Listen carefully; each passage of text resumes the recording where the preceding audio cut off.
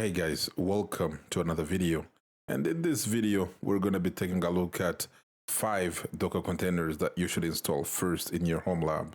So think of this video as in if you finally built your own Homelab and you've installed Linux and you've also installed Docker.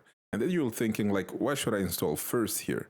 Because if you do some research on the internet, you will find that people are suggesting you start with the 30 Docker containers or 50 Docker containers, but this is not necessary. It's always better to start with the fundamentals and then build from there. So the goal here isn't for you to install some random apps, but to actually install containers that will be useful to you. So without further ado, let's get started here. So the first app that I would install, guys, is Portainer. Now, for those of you who don't know, Portainer is actually one of the best tools that we have. So Portainer, what it helps you to do is it actually gives you a graphical interface to basically manage Docker. Normally, when you're using Docker, you would basically have to do command lines and all of those kind of things, but it's not really necessary with Portainer. So actually the one we are looking here is Portainer CE, and Portainer CE is the community edition, which basically means that it's free and that you don't actually have to pay for it. So what are some of the features that you have with Portainer CE is that you can see all of your containers, you can start them, stop them, restart, check logs, manage volumes, and also look at networks, even manage images. You can do all kinds of things. So basically, instead of going into the command line and having to guess what does what, you can just use Portainer to basically have all of your Docker containers managed in one. So that's the first one I would install. The second one I would install is basically something that makes your network even more useful. So Pi-hole, guys, for those of you who don't know, basically becomes your DNS server for your network, and it will allow you to block advertising, tracking domains, even unwanted requests that you don't want. And this will block them before they even reach your network. So for things like your desktop, laptop, phone, tablet, or TV, it's going to be able to block all of those kind of things across your entire network. So even if devices were, let's say that you have something like a TV where it's not really possible to go set up your DNS, you're going to be able to do it because you can go to your router and set the Pi-hole IP as your DNS. And this will be able to block ads at the same time before they reach the TV. So Pi-hole is the most, I would say that it has a bigger community, but AdGuard Home actually kind of does the same thing. AdGuard Home also does the same thing. They do have a little paid thing here, but you can always download it for free as well. And it will have all of the necessary features that you need, and it works the same as Pi-hole. But I would suggest that if you're starting out, you start with Pi-hole. Once you start running multiple containers, you eventually run into another problem. You need to know when something breaks.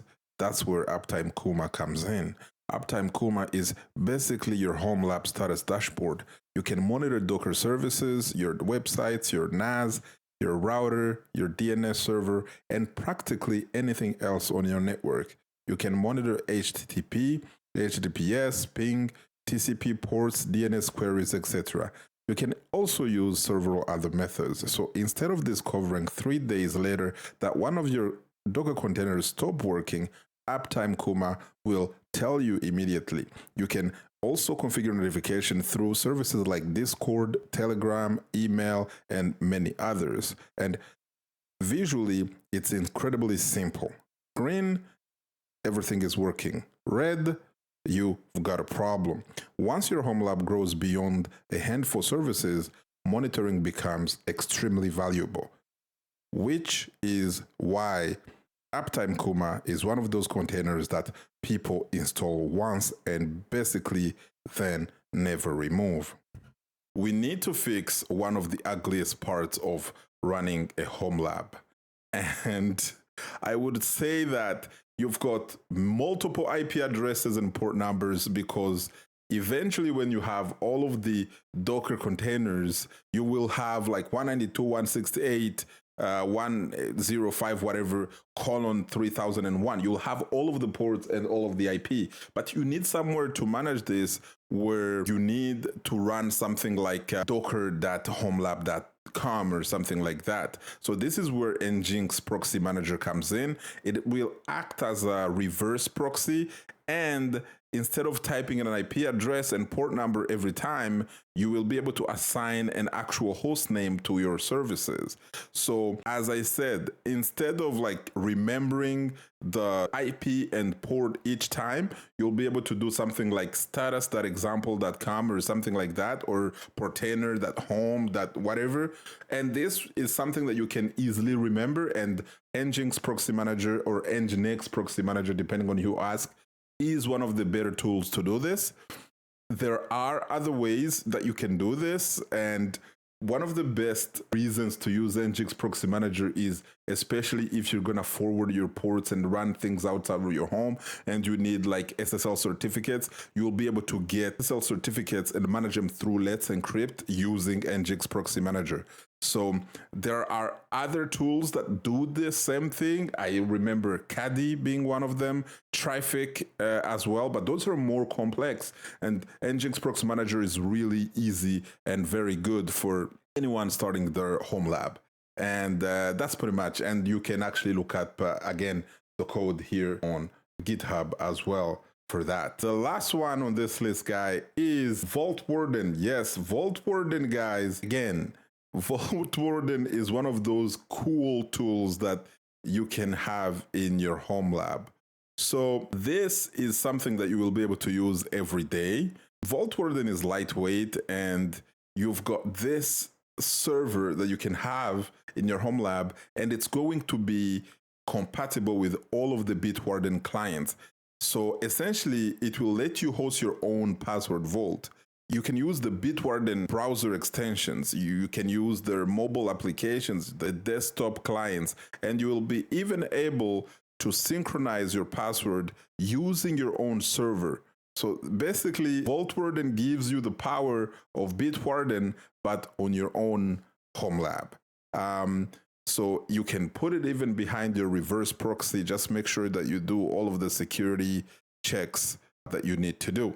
Yeah, so guys, that's pretty much it. I would even say that, you don't actually need 50 containers on day one. You can start with a few services, understand how Docker Network works, and you can understand the volumes, the Docker Compose, the backups, and all of the things, and slowly add more services as you actually eventually need them, and not immediately add them. So that's what actually makes home labbing so much fun. You don't actually need 50 containers on day one. You start with a few services, understand how Docker Networks works, understand volumes, learn Docker Compose, learn backups, then slowly add more services as you actually need them. If you're building your first home lab, tell me in the comments what hardware you're running and what you installed first. And if you want, I can also make a follow-up covering even more Docker containers I would install after these 5. Subscribe if you want more home lab, self-hosting, and tech content. I'll see you in the next one.